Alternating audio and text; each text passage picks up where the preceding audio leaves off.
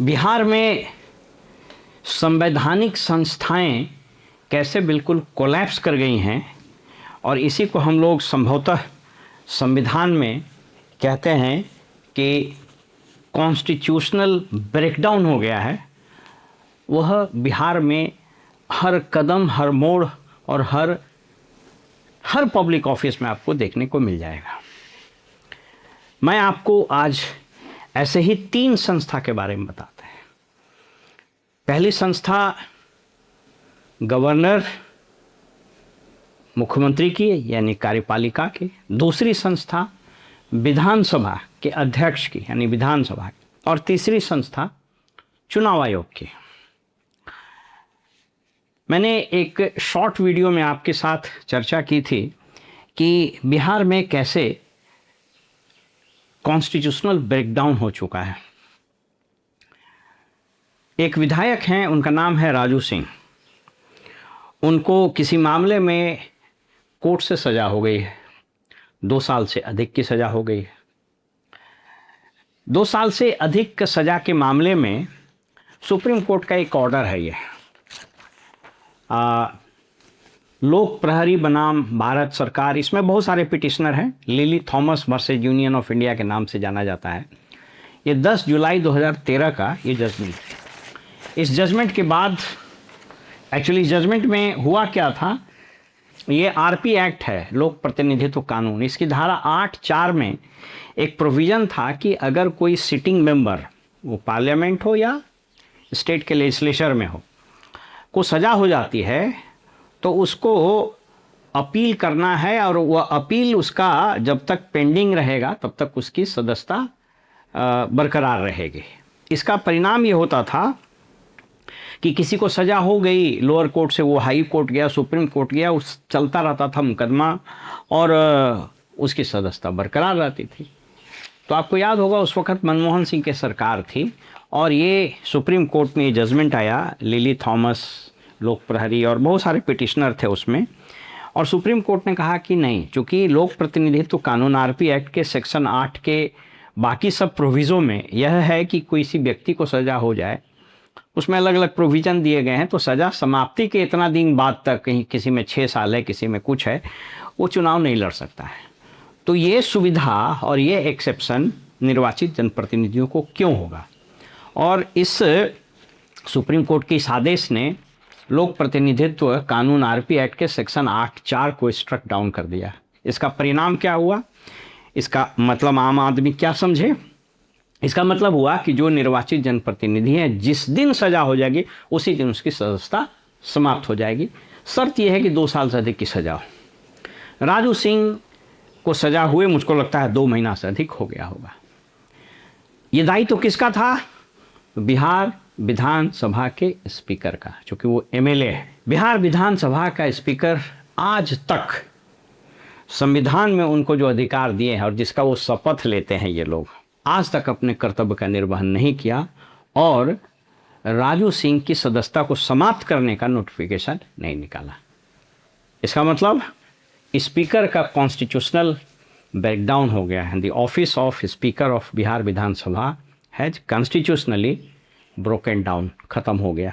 अब आइए, अगर ऐसा था, ऐसा हुआ है, तो हम क्यों बोल रहे हैं कि गवर्नर और मुख्यमंत्री का भी ऑफिस का वही हाल है? मुख्यमंत्री को तो थोड़ा देर मान भी लें, ऐसे भी कितना काबिल मुख्यमंत्री है आप सब लोग जानते हैं। कॉन्स्टिट्यूशन यानी संविधान के अनुच्छेद 164(4) में एक प्रोविज़न है। वो प्रोविज़न ये कहता है कि कोई भी व्यक्ति अगर किसी भी सदन का सदस्य न हो तब भी वो मंत्री बन सकता है, लेकिन 6 महीने के अंदर उसको किसी न किसी हाउस का मेंबर हो जाना है। यद्यपि इस संबंध में सुप्रीम कोर्ट में एसआर चौधरी बनाम Punjab, state of Punjab and others में सुप्रीम कोर्ट का एक फैसला आया तेज प्रकाश सिंह के मामले में। तेज प्रकाश सिंह, बेअंत सिंह जो मुख्यमंत्री थे पंजाब के, उनकी आतंकवादियों ने हत्या कर दी थी, तो उसके बेटे को मंत्री बनाया गया था। फिर वो मंत्री परिषद भंग हो गया, फिर राजेंद्र कौर भट्टल बन गई मुख्यमंत्री। इस बीच में ये तेज प्रकाश सिंह चुनाए नहीं, दोबारा उसको फिर से मंत्री बना दिया गया। तो ये मामला सुप्रीम कोर्ट गया। सुप्रीम कोर्ट ने कहा कि नहीं, संविधान का अनुच्छेद 164(4) में ये एक बार के लिए दिया गया है, इसलिए दोबारा आप नहीं बना सकते, और उसको अनकॉन्स्टिट्यूशनल करार कर दिया। सेम मामला दीपक प्रकाश के मामले में हुआ है। दीपक प्रकाश कौन है?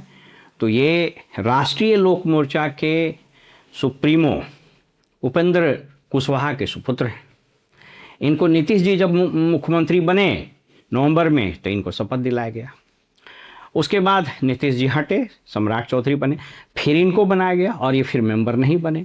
यानी सुप्रीम कोर्ट का एसआर चौधरी में जो जजमेंट था उसके हिसाब से इनको दोबारा मंत्री नहीं बनाया जा सकता था। किसका दायित्व था? गवर्नर का दायित्व था। यानी गवर्नर को जो अधिकार मिले हुए हैं संविधान के अनुच्छेद 153 से 162, जो पार्ट 6 ऑफ द कॉन्स्टिट्यूशन में दिया हुआ है, गवर्नर कौन है? संवैधानिक संस्था है। तो the governor has failed to discharge his duty. ठीक है, गवर्नर मुख्यमंत्री के एडवाइस से ही करता है, लेकिन उनको सुनिश्चित करना है, चूंकि वो शपथ लेते हैं संविधान का, तो संविधान का शपथ लेकर के संविधान का उन्होंने उल्लंघन किया। सो मच सो कि अब 6 महीना से अधिक हो गया ये मामला।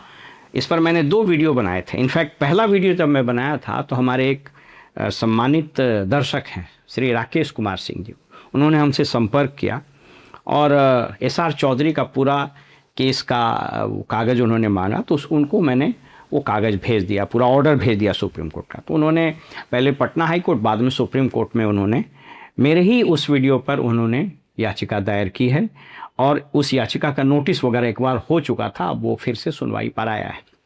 तो दीपक प्रकाश का जाना तो तय ही है, लेकिन सुप्रीम कोर्ट के आदेश से जाएगा। अब अगर 6 महीने के अंदर वो सदस्य नहीं बने थे, यानी संविधान के अनुच्छेद 164(4) के तहत उनको हटाया जाना था, किसकी जवाबदेही थी? मुख्यमंत्री की, और अगर मुख्यमंत्री नहीं कर रहा था तो गवर्नर की। यानी इस राज्य में गवर्नर, मुख्यमंत्री और विधानसभा का स्पीकर, इन तीनों ने संविधान जिसका वो शपथ लेते हैं उसकी रक्षा नहीं की, संविधान और सुप्रीम कोर्ट के आदेशों की अवमानना की है। इसलिए मैंने कहा कि इस राज्य में ये तीनों संस्थाएं कोलैप्स कर चुकी है, यानी कॉन्स्टिट्यूशनल ब्रेकडाउन हो गया है। मैंने चुनाव आयोग को इसलिए कहा कि अभी जो चुनाव हुआ विधानसभा का बांकीपुर में, उसमें मैंने ऐसा प्रतीत होता था कि इस राज्य में कोई मुख्य निर्वाचन पदाधिकारी नहीं है और इस देश में कोई मुख्य चुनाव आयुक्त नहीं है।